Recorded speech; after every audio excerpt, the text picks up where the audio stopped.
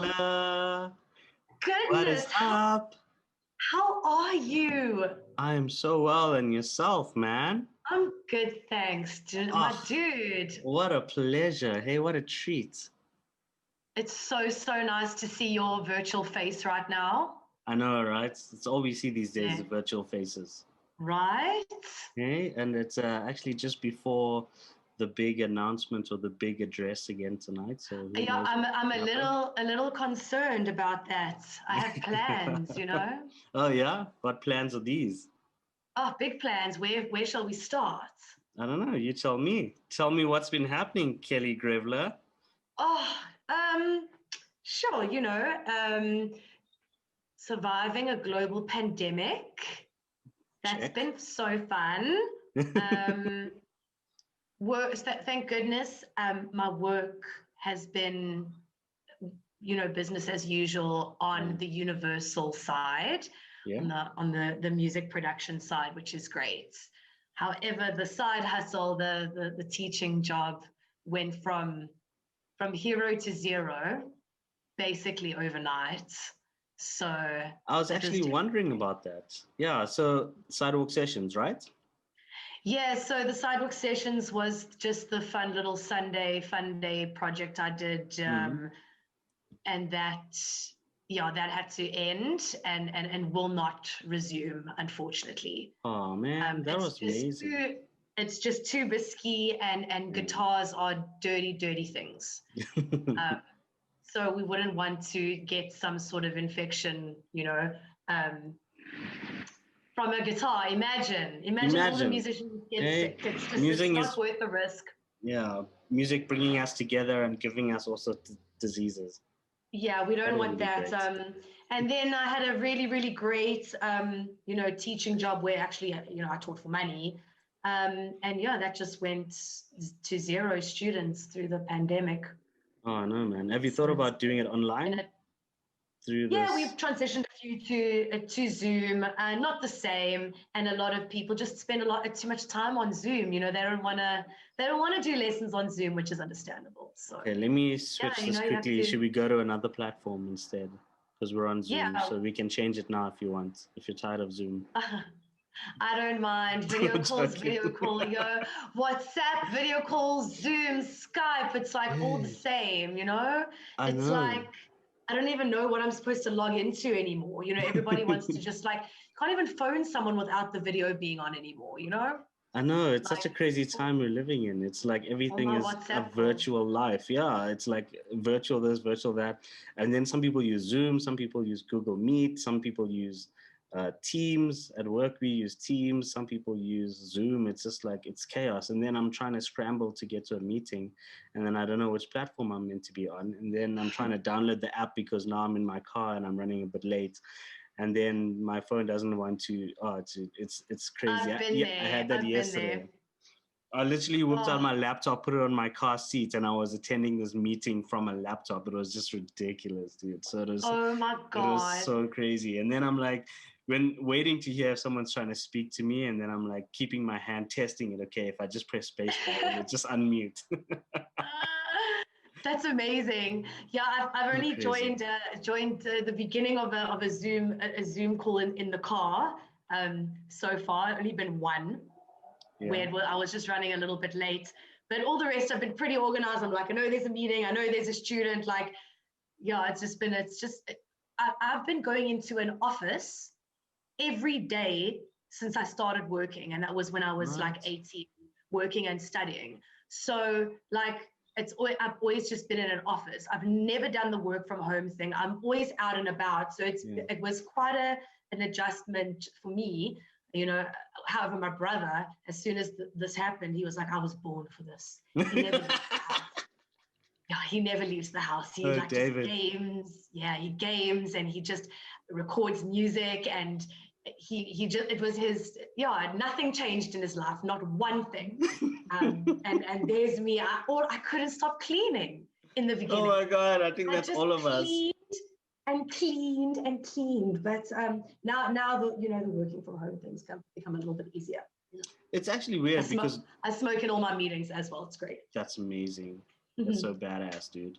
I think it's so crazy because I was just saying to my wife the other day that I don't think I could ever go back to an office. I mean, we started doing office work again. So I used to go in once a week.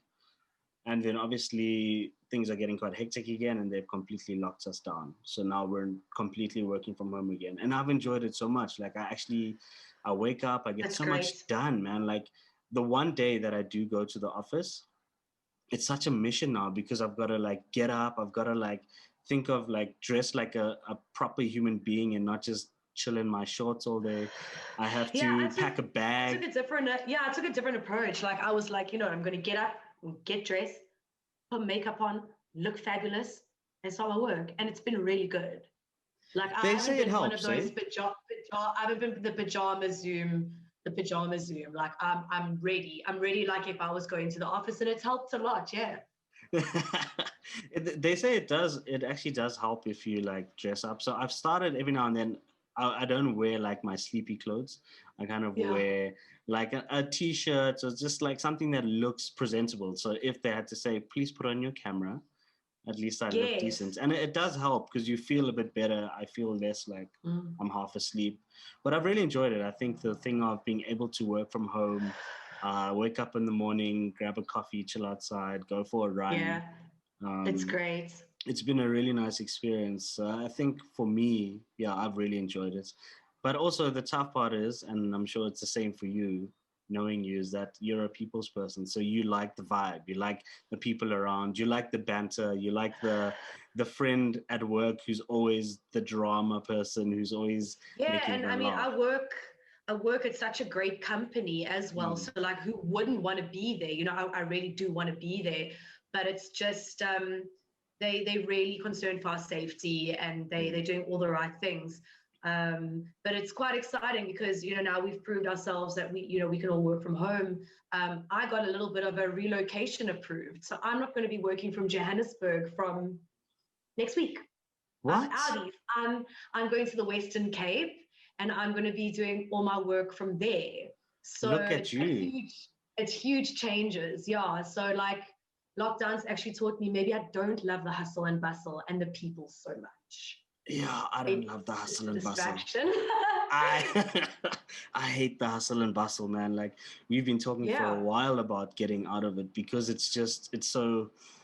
gets so much. And maybe I'm just getting old, but I think it just gets so much. I really enjoyed like the peace. It's so weird. Like when the lockdown first started, when those first 21 days, it was so beautiful. Like, okay, putting everything bad that's happened aside, about this pandemic, but in terms of like mental health, I mean, I worked a lot more and I still work more now that I'm working from home. But You've just always been a waking bit of a up, workaholic. people keep saying that to me, and I actually don't. I'm starting to take offense to it, actually. Don't be offended. I think that you work really, really hard. It's admirable, actually. Like, yeah, you work a lot. You're always doing something interesting, Well, that's which good. is amazing. Yeah, it's That's good amazing. to But know. you work a lot more than other people I know. You know. Sure, I need to actually find out about this. Um, I think what it's come down to as well is like I've learned to kind of balance and work smarter, especially this year. Like because there's been so much more and it's kind of been a panic and everyone's been trying to figure out this whole digital thing.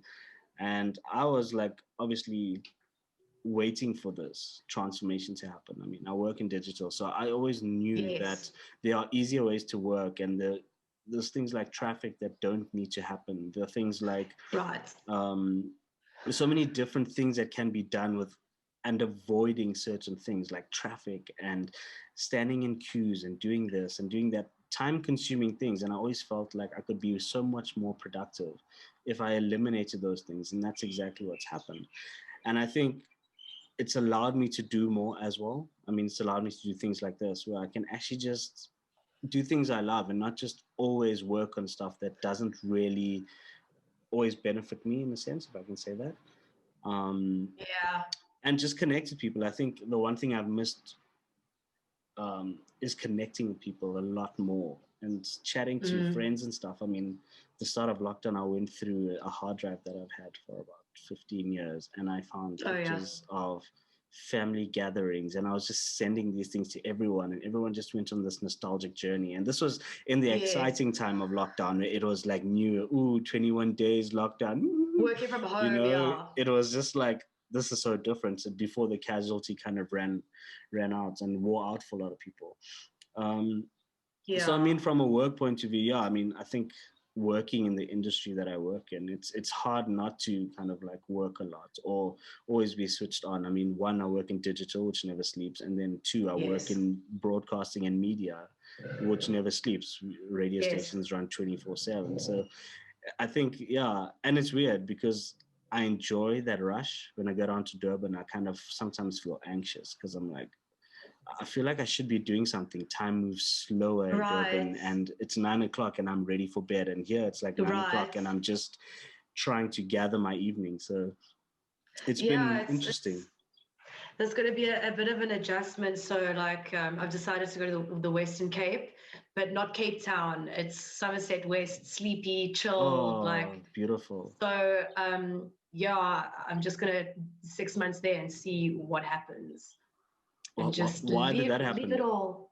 Why? I need a big change. I Yeah. really need to change my whole life, Yeah. and I'm just going to do it and see what happens. I'm going to teach less and play more.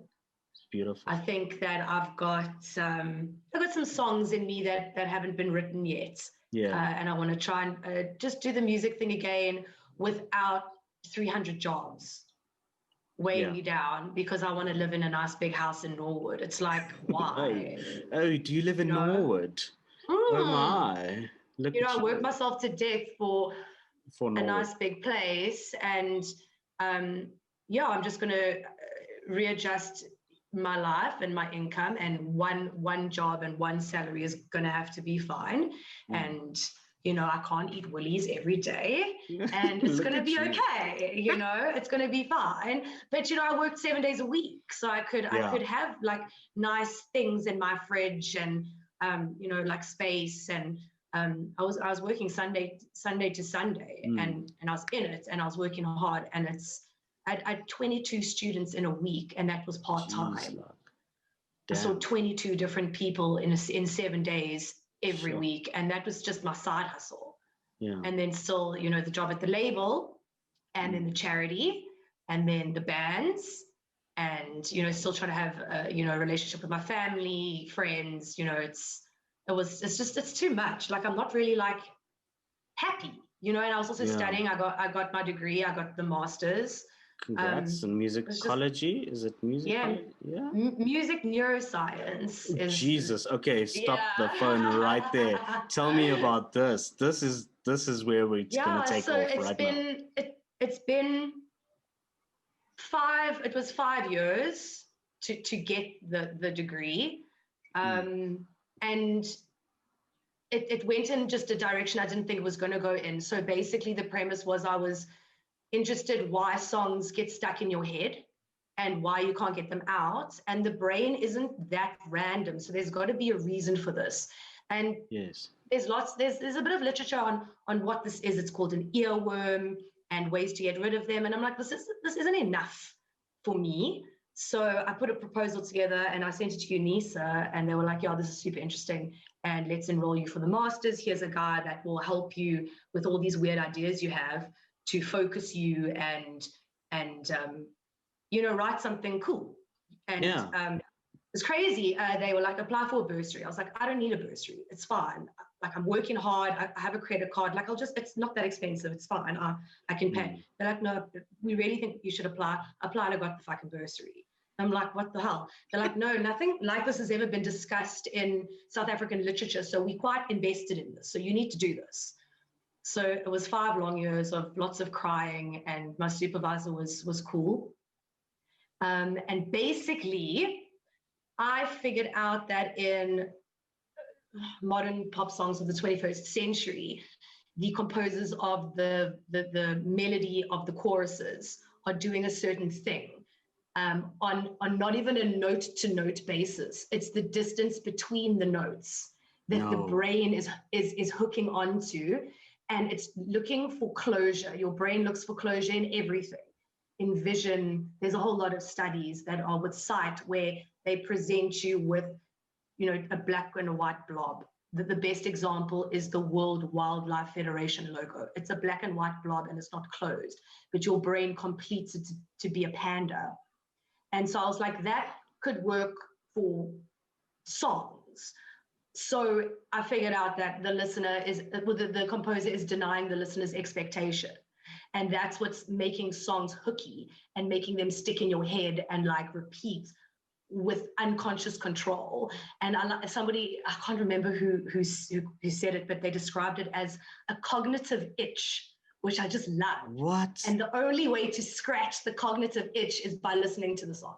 So it was really interesting, and it was an amazing journey. And I graduated cum laude with a distinction, and I got invited to do my PhD. So I'm taking a bit of a break. This year was my gap year. I think next year might also be a gap year, maybe 2022.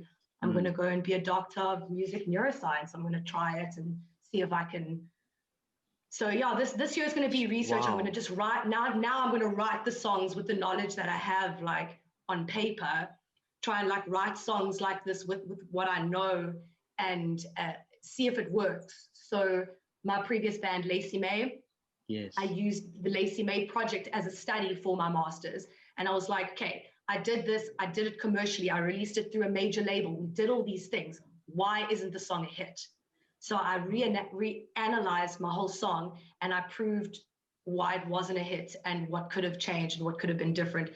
Looking at hits of the 21st century, I analyzed so many songs. I did a psychological study. It was a whole thing. It was really interesting. What? Yeah, it was... it was cool. It was really cool. So thanks, Unisa. They really were great. It was a great experience, actually. This is fascinating, dude. This is absolutely fascinating. So I know that there's something that I can do, and I'm sick of teaching people what I know.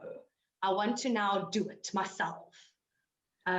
So just all the teaching. I love teaching, but it's all going on the back burner so I can be like, in practice, a student again, and not on paper, because on paper I'm a student. This is wow. I'm like really blown away by this because this is so fascinating. I've got a lot of songs in me. Traumatic things happened right before lockdown. I did a crazy thing and I married someone in Vegas. It was wild. I was going to ask about that. Didn't work out. Because you did the whole Elvis theme. I actually want to. Yeah, we did a crazy Vegas wedding. That didn't work out.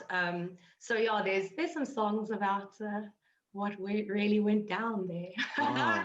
The truth will always come out in the music, I think. Of course. It's the only thing we have that really is able to give us the comfort that we need, and also to get the story out without the lines being blurred. You know what I mean? Music is such an expressive thing. And so many people use music to get the right message out because we know how propaganda works. We know how stories and rumor mills work. And music it's as real as it gets. And you can hear when it's bullshit in the music. You can hear the difference between something that's real and something that's literally a fabrication. And I think that's so powerful. And I'm so excited for that. And we're going to get to that in a second because I'm not yet done with this music thing, and it's so fascinating. Music neuroscience, it's a brand new study. It's a new field. It's really, really exciting about what they're learning about with the brain, how the brain works with music, and how powerful sound is in our mind. There's actually a book called Music and the Brain. Yes, so that was a big reference for my study. I read that one, referenced it a couple of times. Excellent book. There's also a great book called Musicophilia by Oliver Sacks. And that's a whole bunch of case studies of weird musical, psychological problems. And I don't want to say diseases, but maybe it's classified like that, where weird things happen to people regarding music and the brain. And it's so, so interesting. You are giving me so much right here. There's so much. So, like to start with the music and the brain. I remember reading this back when I was, I can't remember, I must have been in varsity, or it was probably when I started working. And I was so fascinated by it because they do talk about how it creates a loop. So they used to say, like, if you have a song looping in your head, listen to the song, it'll get it out immediately because you're Yes, closing the it loop. scratches that cognitive itch. Exactly. So, and there's literally a format. There's a science, there's an art, there's a format to every track and how it's done. And someone even Right. did a video about why Post Malone's songs are so catchy because of the exact Let's check same that out. thing. And it was so fascinating. And I showed this around because, I mean, Post Malone's great. I love him Yes, me too. Big fan. so much. I mean, Circles is my ringtone. Cool. But I just love him teach as... that one to my guitar students. Oh, really? That's amazing. Because I love him because there's something about him. He's just such a chilled guy. And I watched like his episode with on the Joe Rogan Experience, and they just talked a whole lot of shit. Like they're talking about aliens, and they're both grilled and drinking a lot of Bud Lights. But it was just so fascinating to see the guy like in his just chilling, just in his normal state, in his comfort zone. But back to his music and the whole thing, and his music and pop music in general, there's such a science to it. Like sometimes, I mean, people always wonder why certain tracks get stuck in your head. And you know what damn song has been stuck in my head probably for about a year now is that Ava Max song, Sweet But Psycho. Oh, yes, that is so catchy. Oh my God, they nailed the catchiest. And when I heard her follow-up track to it, I listened to it. I'm like, I didn't know who it was. And it had just come out because I don't listen to a lot of commercial music, to be honest, a lot of top 40 music, but I work in commercial radio, so I have to kind of be aware of it. And I heard this track and I was like, I recognize this so much. And then without even knowing who the track was by, before the presenter announced it, I was like, wait, this is Ava Max and it sounds like the Sweet But Psycho song, but let me listen to find out if it's actually her. And it was actually her. And that loop of that new track, which I'd heard once, stuck in my head. Yeah, they got it then. They got it. Everything from the Chainsmokers gets stuck in my head. Oh, everything. It's very, very hooky for me. It just gets like stuck in there. Like Rebecca Black. Or what is that Black? That's something Black. Friday. The Friday track. My wife sings that song every damn day of our lives, just to piss me off because she knows exactly.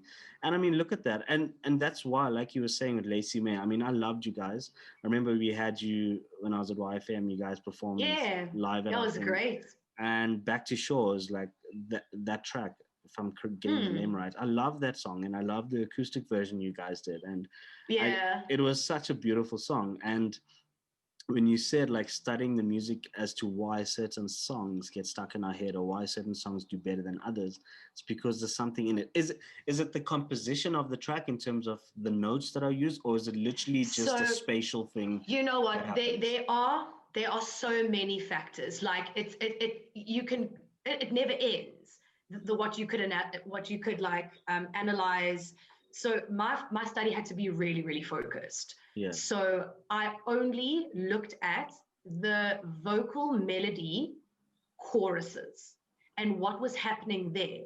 And I justified that by, if you're gonna like sing a song and maybe you don't really know the words, you're usually humming the chorus. I feel like the chorus is the best part. So I looked at specifically vocal melodies of choruses. Of pop music, mainstream pop music of the 21st century. So there are other factors, and every now and again in my paper, I would veer off and write about other factors, and it would just get like deleted out of my paper. They're like, no, focus. It's not about this. It's about the vocal melody. You need to, so I'm an expert in that. I can't tell you too much about all the other factors. There's so many new production techniques, mixing techniques, mastering that I know absolutely nothing about. So there's a lot of factors. Even marketing, that's a whole other factor. Yeah, marketing they say that is a complete. I mean, there's a whole study of the psychology of marketing, and there's this really interesting guy called Gad Saad, and he's like this psychological. He's got this book called The Parasitic Mind, which is really interesting. He talks about kind of like how psychology is in everything that we do, and how we kind of like everything around us kind of trains our mind to think a certain way. So we get stuck. Like right now, we're trained in this time of COVID, we're trained in the time of fear. It's kind of, our brain is programmed to fear. We react to fear. This is why things like clickbait works. This is why bad news works so well, because we're trained in it. And music and market, like everything is a business. Music is a business. Like there's an art to it. People don't ever think for a second that music is literally just someone sitting with a guitar playing a few chords or sitting in a studio. This is why people obsess so much about the music, because every second counts in the composition of a track. Yep. And you work in this.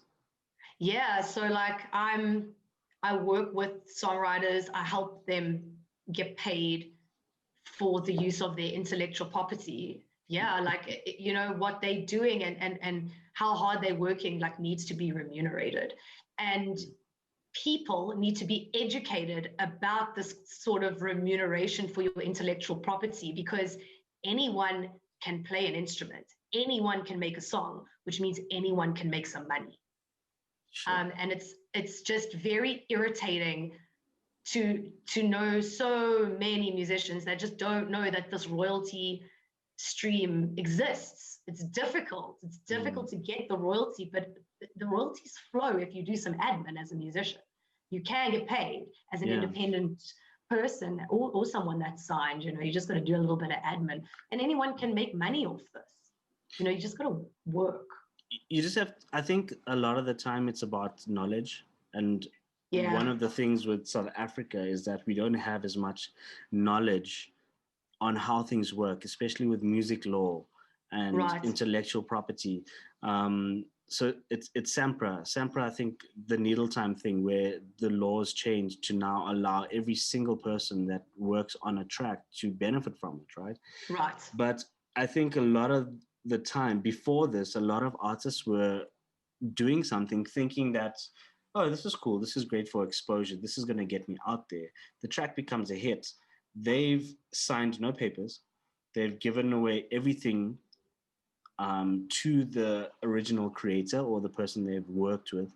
And it ends up being a lot of court battles into people trying to get the intellectual property. But the problem is, if you don't have something written down, it doesn't work. And I think one of the things that South Africa, it's so great that you're working in the space and you're willing to educate people, because not many people want to do that. A lot of people were like, you know what, I'm a composer, so let me actually take what I know and use that to benefit me. And it's every man for himself. And I think it's such an important thing and such an important role that you're playing.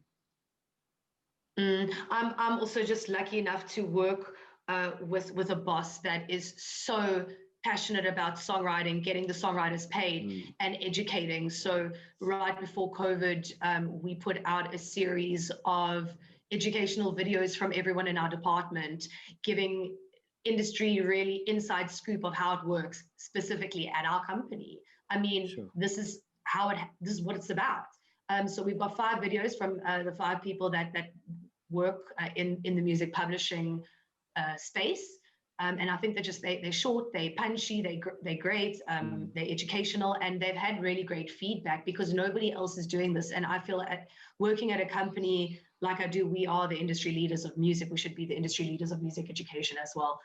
So, and my team are just so passionate about this. It's 5, 6, with the interns, horses pulling in exactly the same direction. It's amazing to be a part of a team like this. Yeah, I've been in the company for like 8 years. It's had ups and downs, but we're in a space now even with COVID where we're really strong as a team. And I remember seeing that video. Yeah, I remember seeing that video. Benefiting. Yeah, we've organized a songwriting camp. We getting collaboration going. It's just really, really a lot of songs. And do you work with artists to kind of like teach them a bit about the art of catchy music and the neuroscience behind music? None of it. We let the composers be the composers and create the way they need to create. We don't interfere. We'll aid them and we'll give them everything they need to be in the space to create, but we're not interfering in the creative process. That's amazing. That's really cool. So none of our composers know that I have a background in this yet. It's because good. This is my knowledge, and I want to write the songs and see if I can do it. So do it first, and then you can lay yeah, the ground for other people if you want to. yeah, we'll But this is see. something that it comes at the price. You know what I mean? This is your expertise, and this is one thing people, especially in the entertainment industry, must always remember that this is an art form. I mean, it's not for free. It's not about exposure. You have a skill, and you should get paid for the skill, irrespective of whether people think a lawyer is a professional and a musician is just someone fooling around on a guitar. It doesn't work like that, which is Yeah. a misconception. And I think that's what's been kind of an eye-opening experience with COVID, is how creatives have kind of shown the world just how important they are. Because when we Right. were stuck in our homes, how many people sat there listening to Spotify, watching Netflix, watching Showmax, whatever it might be, being entertained by the work that creatives are putting together, and really, really good and high quality, top class entertainment. Yes. You know what I mean? Um, Absolutely. and I think it's so great that we're starting to move in that direction where creatives are kind of getting the respect they are.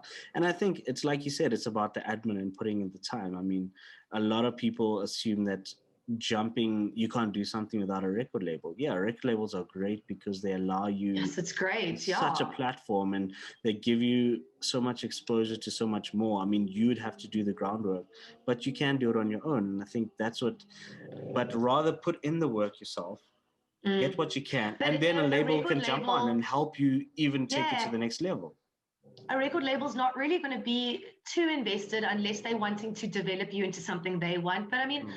I don't know. I think a record label would take someone that's kind of already doing it for themselves, and they just, you know, the record label could like add to that.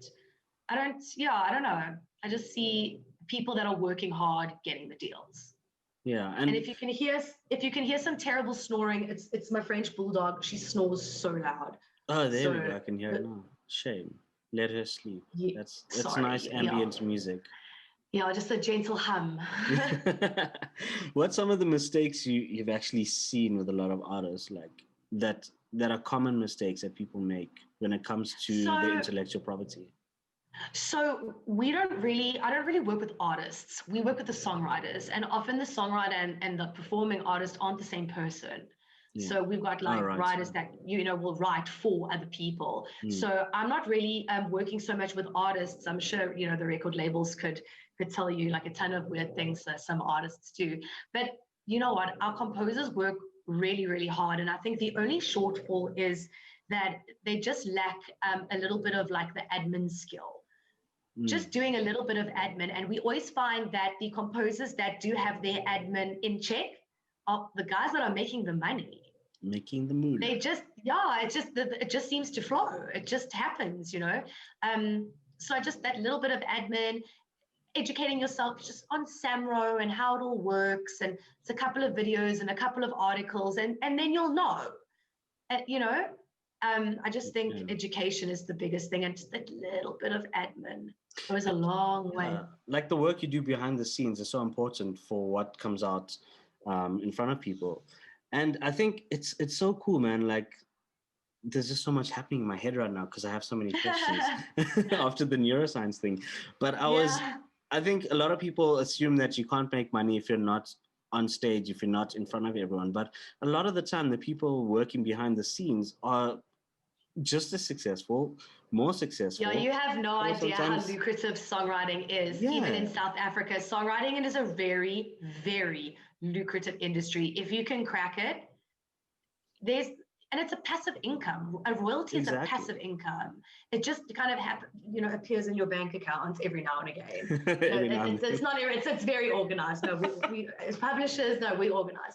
But No, it's publishers are lovely. really, you guys really you have to Yeah, have no, your ducks in a it's row. lovely. Our guys, we try and make them happy, and dealing with Samro Yeah, gets easier and easier, and we all do the best we can. yeah, But yeah, the songwriting is lucrative, and people must not be fooled. Our not at composers all. are making money. The gigging is always going to be, a great income, and live has really suffered, which is just Yeah. devastating for a lot of those guys that do depend on live music. It's been really difficult. Yeah. been really tough. It really has. Yeah. And because I mean, even like, for example, producers, like production is such a lucrative business. I mean, a lot of people, you can produce and you can sell your tracks, you can sell your beats to people. Yes. And a lot of people that don't actually produce buy the track, drop a few bars on it. You know, DJ Right. Khaled is probably a prime example of that.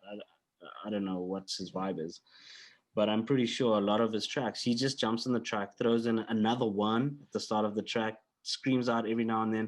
And I mean, that's his game, and that's how people make money. And I was researching, so I've got this thing, and I don't know if it's something I should always say out loud.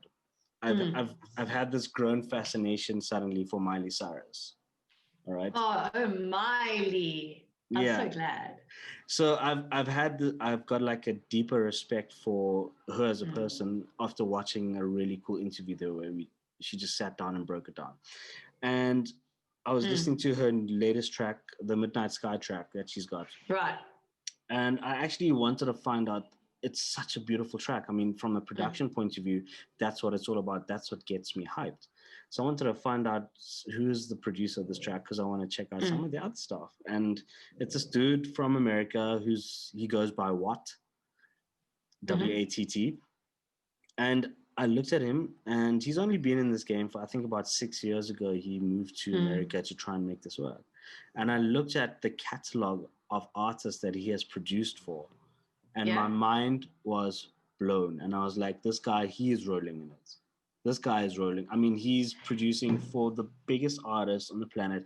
He produced, I think, 90% of Miley Cyrus's new album coming out. And those songs will get played forever, which means the people that have a share in the composition get paid forever. And their heirs get paid forever because copyright, it's like property. You can leave it to people when you pass away. So if you have one smash world hit song, your family will be rich forever. Look at All Psy, you need is one hit. One hit, Gangnam Style, bro. You just need to get that Gangnam Style on, and I just need a Gangnam Style, and then I'm retiring by the beach. Me and my friend, she are retiring. I want to be a one-hit wonder. It's okay. I'm fine with it. I don't want a follow-up track. That's too hard. Too much pressure. It's too much pressure, dude. Like, everyone gets sucked in. It's like, now, will it be great? And I think the psychological battle of trying to produce something as good or better is worse than actually failing at it. I think because the stuff people... It's like the dude from Searching for Sugar Man, the director, I think the Swedish guy. He did Searching for Sugar Man. Massive. One of the greatest documentary films I've ever watched. And he ended up committing suicide. And they said... I stand to be corrected, but I'm pretty sure I read that it was the pressure of trying to replicate or do something as good as that actually drove him to the point where he, which is devastating. I mean, imagine. No, that's awful. And I take my hat off to composers because they constantly trying to push themselves. So a couple of weeks ago, we held Africa's first ever songwriting camp hosted by our publishing company. We hired a mansion and turned all the bedrooms into studios and got the guys in for days and days and just made them all work together. And it was like, it's bordering on like a spiritual experience. What came out of that house? Yeah. It was so amazing to get all these guys together, and they constantly trying to push themselves, outdo themselves, be better than the next. And they do it. It's amazing. They do it. And is this random people? No, these are the composers that we have signed to the publishing company. Okay. We got, I think it was 20 composers to start with, but more joined towards the end. Got wild. Nice. And we got them all together, put them in a house, and magic happened. Wow. Great tracks happened. Oh, that's incredible. That sounds, just the energy of that sounds like you said, like a spiritual experience. And now just to come back to Zoom, we all hate Zoom and it's terrible, but we were able to connect to overseas producers and people in real time working together. We had meeting points at certain times of the day where we would Zoom and Skype in producers from all over the world. We had Japan, we had Turkey, we had UK, US, everyone. on an international level, working with our local guys and literally being blown away by our sound. That's We have yeah. something so special here, and as you know, the company that we work for, we are trying to be at the forefront of bringing Africa to the world. And I think after all these years, we like getting it right. You guys really are. It's starting to feel good. It's starting to feel really, really good. From a digital point of view, you guys are as well. Like, you're so advanced. You're so ahead of the curve. You're really like doing really great things with the brand. It's a cool company. It's a really, really cool company. I'm very grateful to be a part of. Just the talent. I'm surrounded with these composers, like world-class composers. I mean, like the one composer, like literally, I'm not supposed to say it, but like literally worked with Beyonce, and I was just dying. I was just dying. He was like just hanging out and chatting, and he's South African and just incredible, and moved to LA. It's just like doing it, you know. Dude. And I was dying. He was part of the team that worked with her in some capacity. Wow. You know, and he's just writing for all these overseas people, and it's just like, wow. And that's such an inspiring thing, because you're connecting with people that are literally doing big things, because we think that it's such a far-fetched concept to work with people like this. And then you look at others that are doing it, and it's really not, because the world is so small. We're so interconnected, and all it takes is sending that random email. Like, you know, trying. The worst that can happen is someone doesn't respond, or they say no. The best that can happen is you get the whole world in the palm of your hand. But you got to have that product. You got to have that sound behind you to back that up. It's, you know, it's just a subtle art, and I feel like it's the lucky few. You know, it is the lucky few that make it. But I'm just seeing more and more people monetizing their music. So it's becoming less difficult, I think. And I think it is because, like, you know, we're connecting with digital and all of this. It's cool. Everything's changing. Which is good. And I think one of the really cool things is, like, when you're speaking about how everyone gets into a room together and starts working together. And I know, like, some artists do this where they have like writing clubs where everyone, songwriters get together at a building, and whoever comes. And that's how you start to form relationships. You start to see who you connect, you form chemistry. The Civil Wars, actually, that's how they were formed, by one of these songwriting things. And they met and they started writing these tracks, and now they're like this incredible band with so much chemistry. You would swear that they are always sleeping together, and then people find out that they're actually not even married. She's married, and the chemistry that you can hear, it's just incredible. The only way to do that is by going out, putting yourself out there, connecting. I think that's what's the most important thing. It's weird because we're not connecting on a physical level, we're connecting on a digital level, but we're still being able to connect with the more people. And that's where the key is. I mean, you can sit in your room and you can produce tracks to the rest of your life. But if you're not connecting with other creatives and learning something new, you're just going to get stuck in a certain format. Or it just you get to kind of a plateau, and then you'll never grow from there. It's like, that's the thing. It's like what you were saying about like that follow-up. You got to be, you're only as good as your last gig. Of course. You got to be better. It's funny how every industry uses that. It's like you got to be better. You're only as good as your last radio show, and you're only as good as your last song. And it's the truth, because it is the truth, because that's how the psyche of the human works, is that you can live a life for 30 years, an incredible life, but you can screw it up in the last month of your life, and that's what people remember about you, which is I hate it, but it's just the truth. It's just how life is. And ain't it? Speaking of radio, actually, we did a show together back in the day. Yeah, you and I, we used to chat on the microphone all the time. It was fun. Sure, I remember now. It's all just coming back. It was there on top of, where was it? Kitcheners. It was above Kitcheners, yes. Eurotrash Music with Craig Stain. Yeah, Craig founded the thing, and then we used to do this online radio ETM. Yeah, that was fun. The Bird and the Worm. That was the name, actually. That's what we called I remember. It was so fun. Yeah, I did a couple with you. That was awesome. Sure. I loved it. See, you say I do a lot of interesting things, but you are a very fascinating and interesting person. You've got the Thank music you. thing, you got the composing thing, you have the neuroscience thing, which is I'm still like we're gonna do a whole podcast one day just on Oh, it. great. I'll brush up. Yeah, and I think one of the fascinating things I love about you is that you're a tattoo enthusiast. Yeah. I went a bit crazy in lockdown. You got your whole Went a back bit done. crazy. I got my whole back done. I got one more session that's booked for like next week. And I blacked out my whole arm. Got tattoo on my palm, on my hand. Oh I yes, got the one guitar. I got one like on my behind my ear, neck, skull kind of on there. I got some unfinished stuff like on my whole butt. So I finished On your that. butt? So I got like, my whole butt's tattooed, like the whole thing. What's like on with your butt? roses. Oh, Roses. Very cool. Like big, Doesn't that black, hurt? traditional. Yes, that was like probably one of the worst tattoos experiences of my life.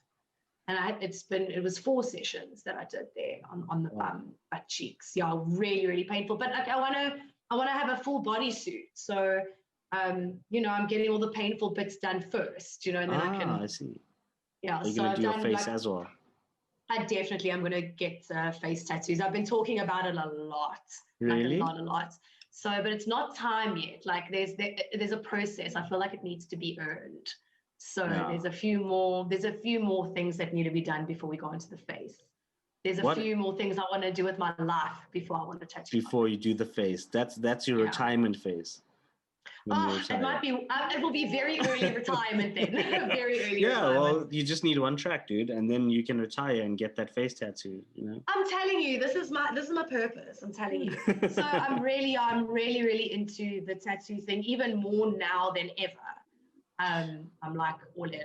You said that it was during lockdown you went a bit crazy. What is it about? Is it the pain that you enjoy? Do you just like? No. Is it the art part of it? Is it because of everything that happened before lockdown that you kind of felt like this is an expression? Because it is an expression. It's not even. Yeah, I've been getting tattoos for longer than 10. I think longer than 10 years. I got my first tattoo when I was like 15.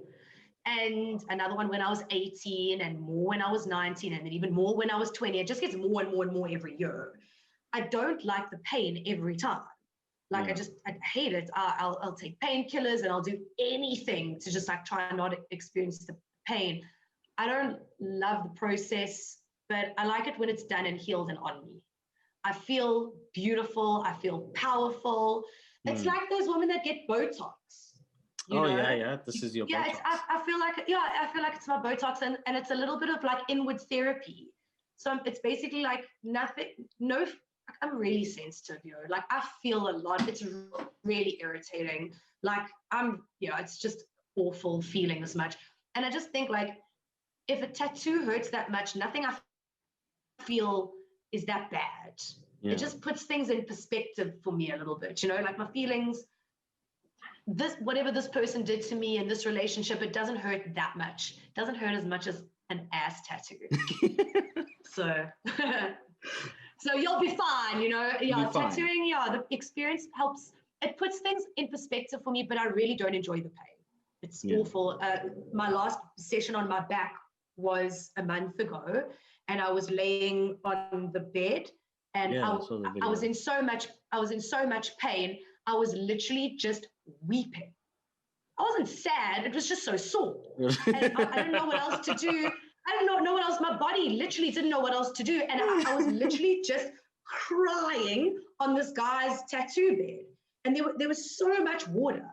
It was actually embarrassing. Like I was like trying to like wipe it up without like moving too much. And it was so painful. Yeah. I'm terrified to go back for this last session. I'm like traumatized. But we blacked out my whole arm. That was like a whole other experience inside of the elbow, like that, Yeah. It was a whole thing. But I love tattoos. I'll never stop. I'll never stop. I love the attention that tattoos bring. because people in the, I don't know, maybe people are more receptive to it now, obviously, especially since the sleeve thing became a thing after Prison Break. Because now it was cool. Everyone had like this taboo against tattoos, and now it's fine, you know, because the dude on TV had it, so it's the cool thing to do. And it's pretty cool because people want to talk about it. They want to find out exactly what it's all about, like, and whether there's a story behind everything. And are your tattoos connected? Story. There's no story. No. Like you just Absolutely love the design. No story. I've got a cupcake and a cat and a bow and I've got 2 flamingos. I don't even like flamingos that much. There's 2 of them, but they were cool. Like it's just, you know, it's just stuff.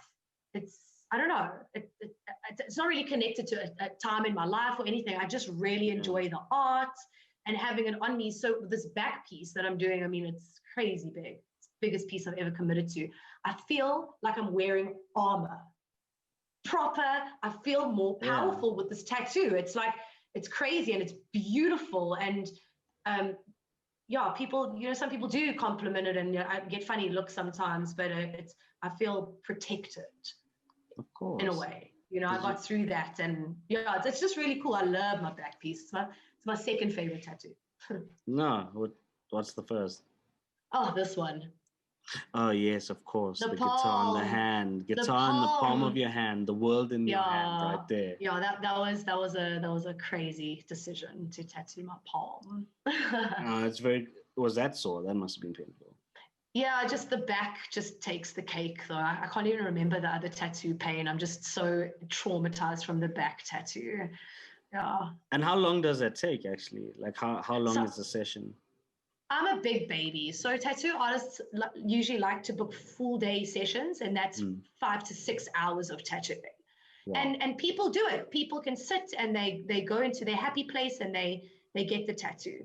Me, yes, bro. If I push 3 hours, I've done well. Like 2 hours, I'm ready to tap out. I'm like, this fucking sucks. I hate everyone. Leave me alone. Stop touching me. If you wipe my skin one more time, I might punch you. Like it's really sore. But for this next session, I got some really, really strong skin numbing cream. So we're going to try it out and see if I can it just takes the edge off because we've got about 4 hours to do. So I just need just to take the edge off and just get through it because the guy that's tattooing me is going to back to his home in Bangkok where he lives. He was just so he needs to get it done.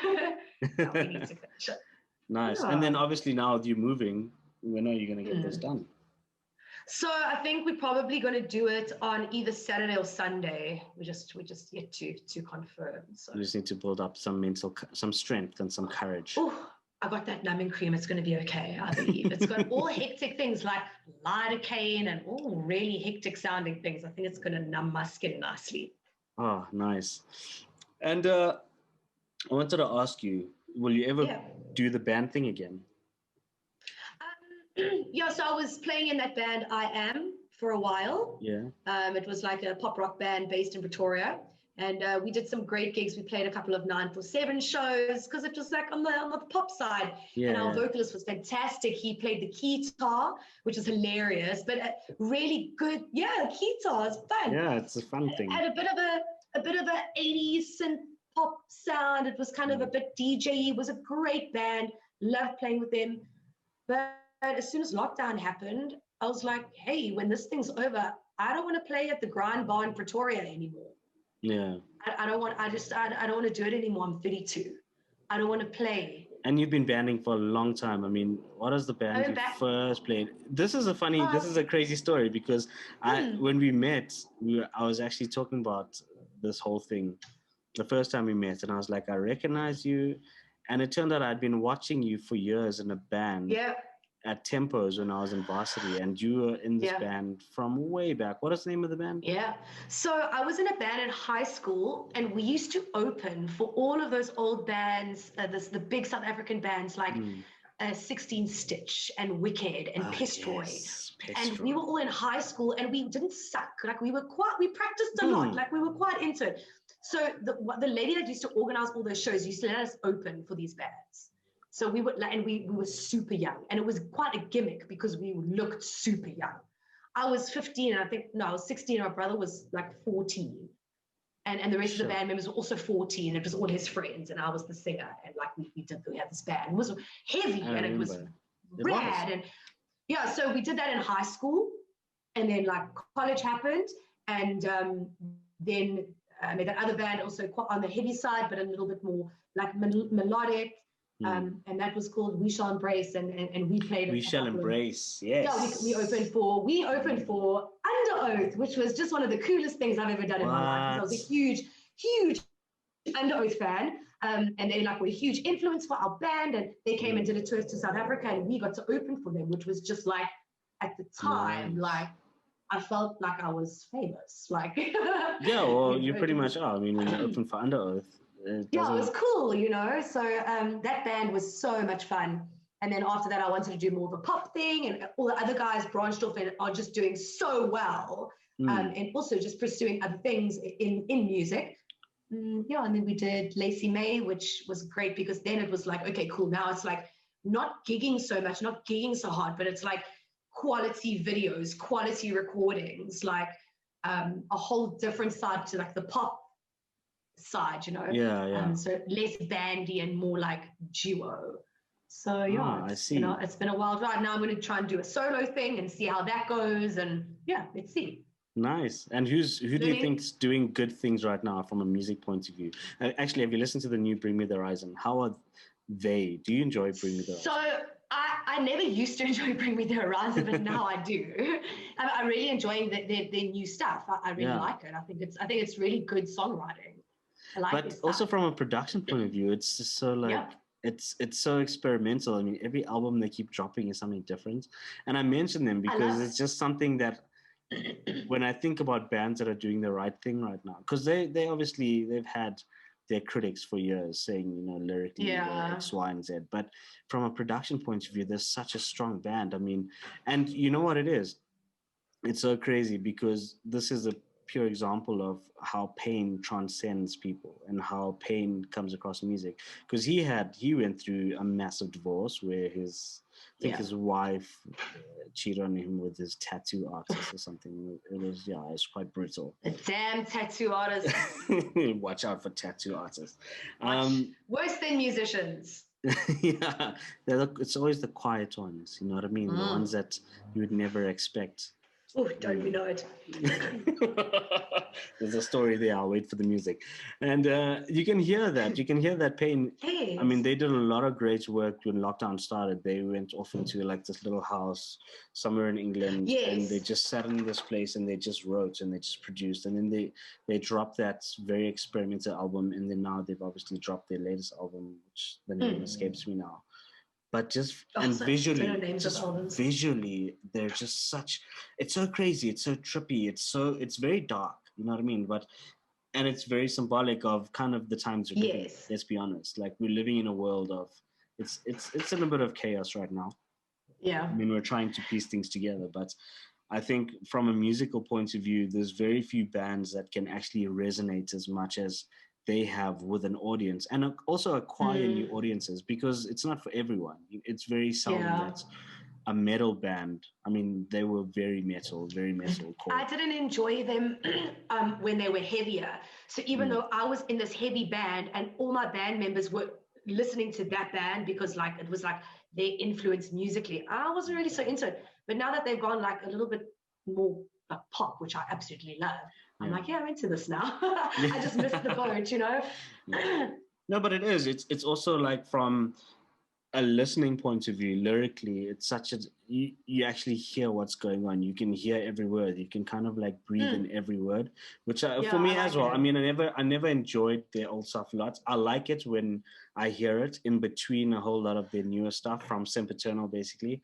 When I hear like not anti-verse, I think it's Chelsea's song and some of the heavier stuff, when I hear that, then it's cool because it kind of like gets me going. But to listen to it from start to finish, I struggle quite a bit. I just think we're not so angry anymore, and we're all just a little sad. We're not angry, we're just sad. Into sad. Yeah, that's what's happened. And Bring Me the Horizon just nailed it. They I like, yeah. know.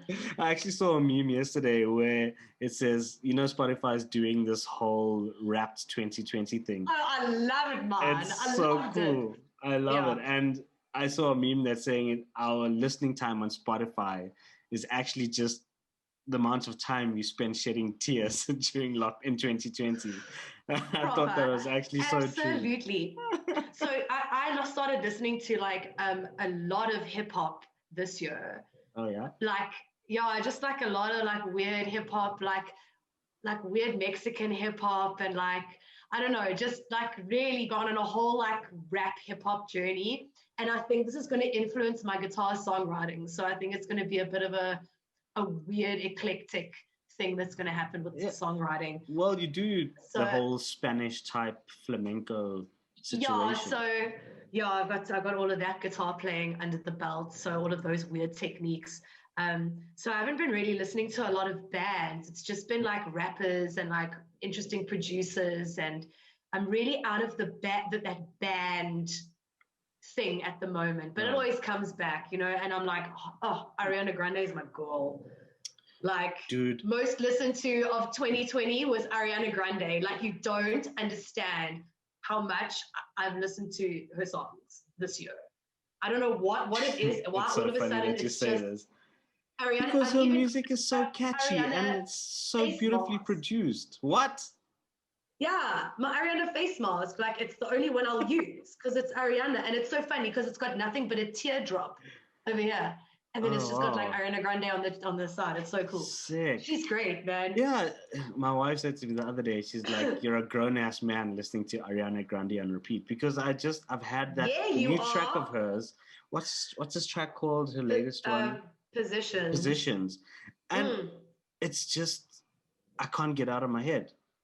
It literally, the production is incredible. I think that's what I love about it. I think that there's better songs, but it's like, it's okay. I'm not the biggest fan of Positions, but like, flip, some of her other stuff, like the album stuff, oh my God, those songs are so cool. And she does such interesting things like rhythmically with her voice. And I don't know, she's super talented, man. Like, I wish my face hole made those sounds. Like, she just makes beautiful sounds.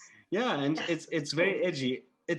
Ariana Grande is such an interesting artist for me because it's kind of like she's got this persona of this sweetheart, and she's got the ponytail, and she's so cute and little. But her music like surprises you sometimes because you listen to the new track 3435, and that's not for kids, man. That's not for kids. No. It's definitely not for kids. Yeah, I just love her. And I think so. Yeah, she's also upped it up. I think like that pain, because obviously Mac Miller. Yeah. That I hear some of the influence in the stuff because Mac Miller was just so ahead of his time, dude. Like, from musically, just from everything in his music is just. I'm so glad he gave us a lot to listen to. You know what I mean? In the time, and like I actually put out a post a few weeks ago. I said like it's so sad because someone like Amy Winehouse is so phenomenal, but we only have about 2 or 3 albums and a few tracks here and there. But Mac Miller gave us so much, and there's just so much to process. And his music is so. He really was ahead because when you listen to his new stuff, especially, there's a story, man. There's such a big story that he was going through for years before we're in this place now. It's kind of like his music was for the times, for this 2020 in particular. I think he's so brilliant, man. I think Mac Miller is, and a lot of that has rubbed off. I would like to think that some of it rubbed off on Ariana Grande because her music, she's elevated her music so much. But also, I don't want to say that in the sense that she couldn't do it herself. I just feel like that pain that you bring to the table, it's almost like it's going to happen. It's inevitable that you will be influenced by someone that plays such a big part of your life. Part in your life, what happens in your life is going to influence your music. Like, you can't really run away from it. Like, if that's how you express yourself, it's going to manifest in some lyric or some line or something, even if it evolves into something else. Like, creativity is like a whole other study. Like, where does it come from? What does it mean? Why is it here? Like, that's a whole other discussion on like creativity and like, Yeah. you know, channeling the pain. And I just wish that more young people would take to music to deal with feelings than they would to like TikTok.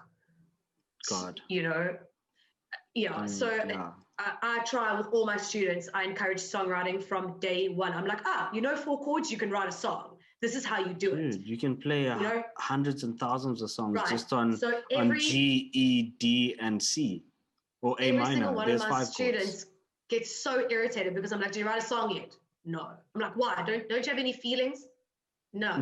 Yeah, you're dead inside. I'm like, come on. Didn't you have a fun day at school? Don't you have a horrible teacher? Like, write a song. Come on, you know. So like, I'm always just getting them to write, and some of them have used it. I've got this one kid that's like, yeah, he's writing some songs, and the songs are good, and he made a music video during lockdown, and he started a band, and it's so flipping cool. What? No ways. That is amazing. It's so awesome. Yeah, it's cool. I think the pressure of trying to write a song is what deters people from writing. I think what really helps is to encourage the process of writing on a daily basis. So people that sit down, they either wake up early. But it shouldn't be for instant gratification. This is the thing. Nobody wants to do it because it's not going to, no one's going to be like, thumbs up to the song, you know, like, because then it needs to be recorded and produced and this and this. You need to use it to express your feelings. You don't learn to play guitar to become a famous guitar player. You learn to play guitar because it's fun. Exactly. You know, so many people don't want to pursue this because there's no instant gratification. And like a lot of the kids are like, they don't want to do it because like, why? No one's going to see it or hear it or tell them it's great. Like you have to sit by yourself in your room and practice it till it's exactly. great. And who cares if no one's going to see it? It's for you. It's not for everyone else. But that comes back to why you do the things you do. Like, why are you playing guitar? Is it because you want to express yourself? Is it because it's going to bring peace and different states into your life? Is it going to give you something to break away from the world? Or are you trying to do it because you're trying to write the next big viral song on TikTok? Yeah, so like pretty much I'm trying to write the next big viral song on TikTok, but I believe I've done my time. Yeah, no, but it's a different story because like you say, you've done it. For you, music is an experiment now. It's not necessarily like you're trying to. It's a study. You're experimenting. You're studying it. You're trying to figure out what makes people tick. Talk. Yeah. Sorry. TikTok. I couldn't. So I am on TikTok. Like I do have an account. And I had an account. And I do get roped in, and I watch the content, and I do put out content. I don't follow any of the TikTok trends, so I'll post I've been doing a lot of art, so I'll post a video of the art that I've been doing. Some drawings that I've been doing. Yes, you draw as well. And Jesus, dude. Yeah. Just like, I have a lot of feelings. You know, a lot of feelings. So many feelings. And I post like some weird little guitar videos of the weird Spanish shit I play. You know, so I'm just using the platform like that. You know, rather than how other people. Which is great. What it's about. Because that's content. You're getting content out there. You're creating content. You're not just doing something because you want to now be part of this dance that's happening, and it's because you're trying to get a good dancer and 2 left feet. Dancing is not my strong point. It's fine. You've got a lot of other things that are your strong points, so it's okay. Yeah, no, my mother was a ballerina. That was her profession, so she can do the dancing. So does David know how to dance? Is your brother the dancer? You know, I don't think he's ever tried because he's just playing his computer games and recording his music and filming the beautiful things that he films. So he's lying. He's doing it in his room. That's why he liked being at home during lockdown. I bet you he's got a secret TikTok account. I bet you my brother's doing TikTok. I'm pretty sure. Can you imagine?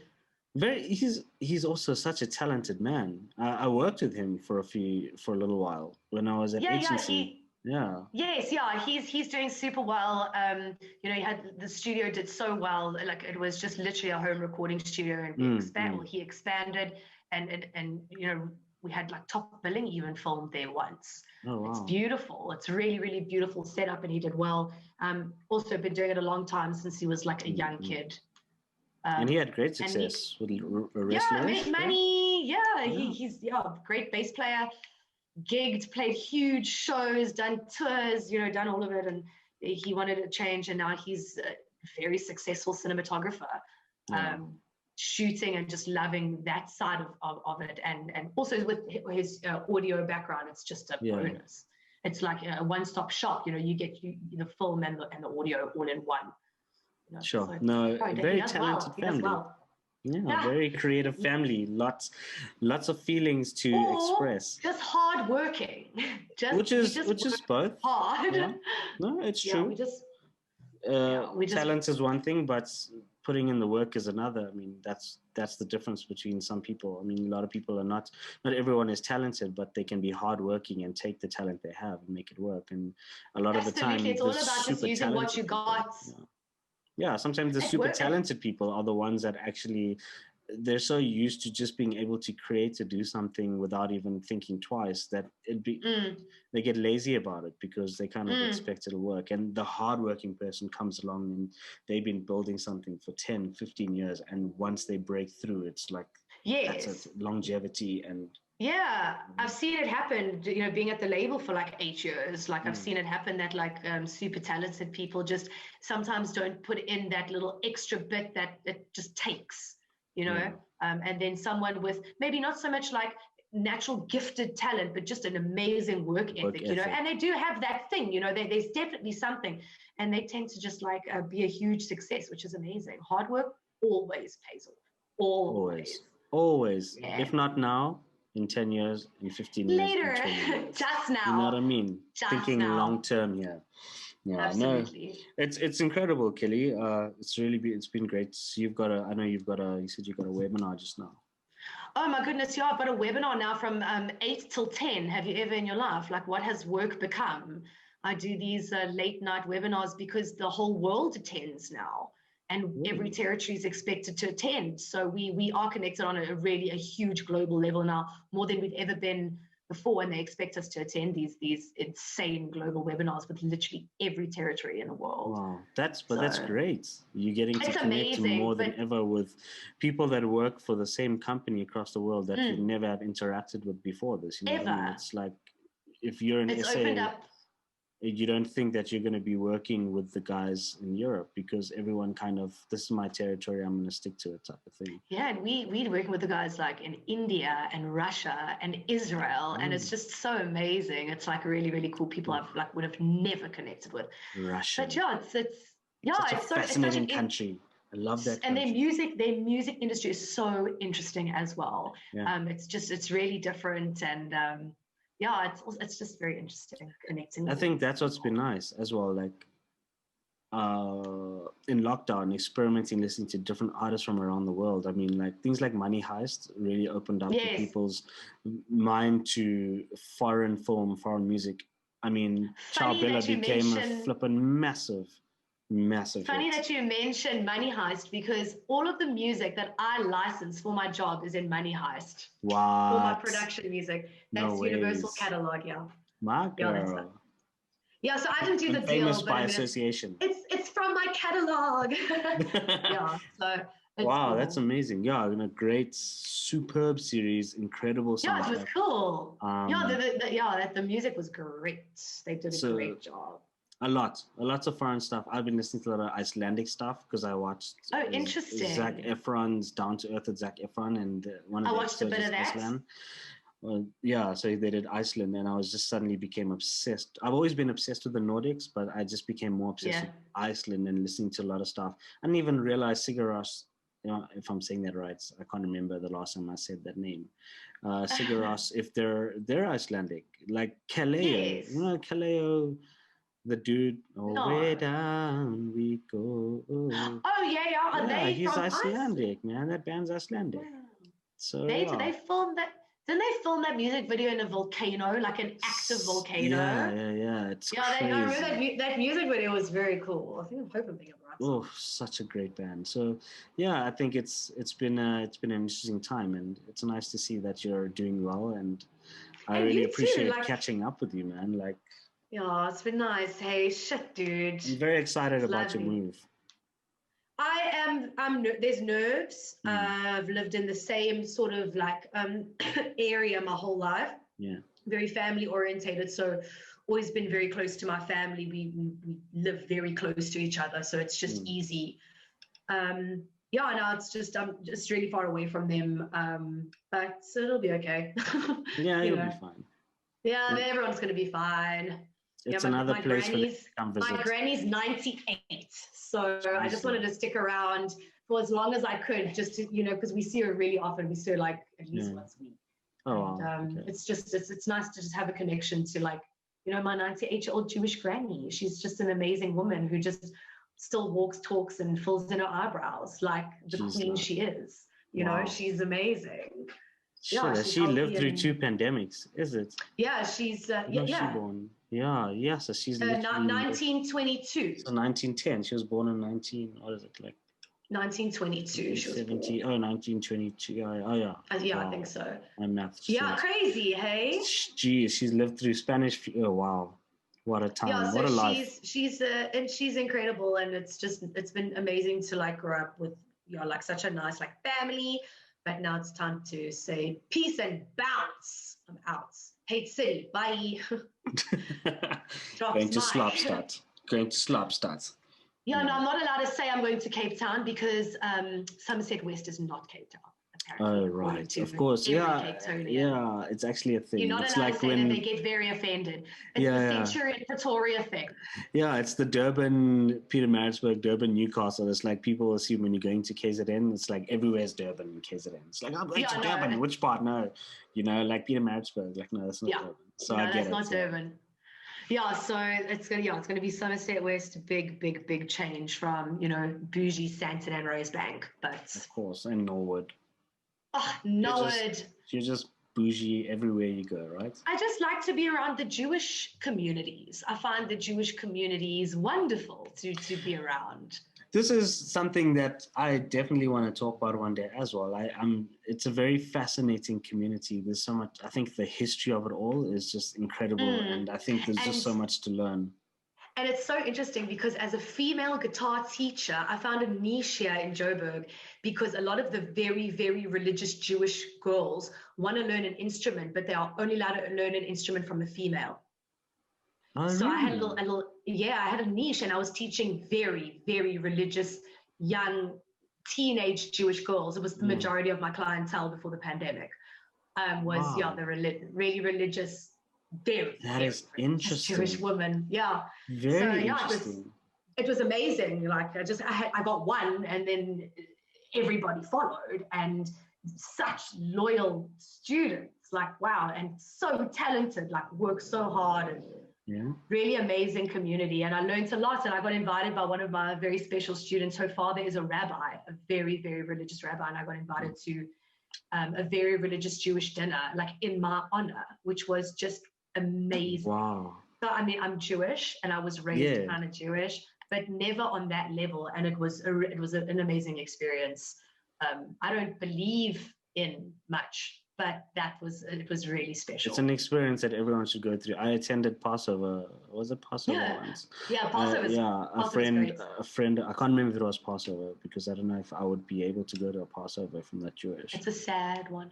Yeah, it's a sad. But I did go to. I studied with a Jewish friend, and she invited us over for dinner one night, and it was the most incredible in Norwood as well. Of course. Yeah, totes. And it was very cool. It was such an amazing experience, and there's just like it's cool, eh? There's so much, man, we can talk about, and we have to do this again. We really have to. Oh, we will. We need to catch up. But thank you so much. I really appreciate just even you thinking of me, like, I don't know, you just kind of feel forgotten when you're just at home on Zoom all day. It's nice because I get to talk about you, and then I'm reminded, like, I'm actually not such a loser, and I am actually doing stuff, and I don't have to feel so bad about myself tomorrow because emotions. It's a way to reflect. And one of the other people I had actually said that they were like, when they were speaking about everything they've done, it reminded them of their own journey, which I think is quite. I haven't spoken about this stuff in a really long time, so just like thanks for the opportunity, and it's just I'm so glad to see you, and you're doing well, and take good care of that wifey, and just. I will definitely do that. My blessing. That's my biggest blessing. I'm so happy for you. It's amazing. I've calmed down after all those other years of things. But you've always been a gentleman. You've always come off as a complete gentleman, and That's good to know. That's good that I gave off that vibe. No, Thank you. definitely, absolutely. You're definitely not a creeper. No, I would be very self-aware of being a creeper. Absolutely. Kelly, But yeah, all you the must take good best. care of yourself. Eh? I will Just do. be safe out there. Wear your mask. Sanitize. Absolutely. Take care. Enjoy. Thanks a lot. You too. Bye. Bye.